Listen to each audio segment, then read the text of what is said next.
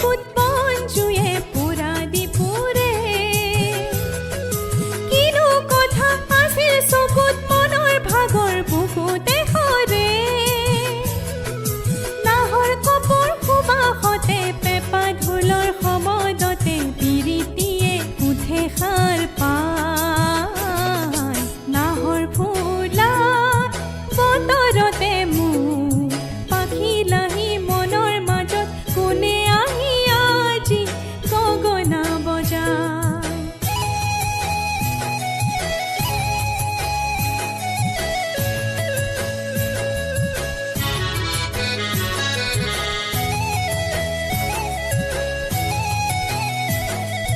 দুয়োটি হাতে তোকাৰে শুনি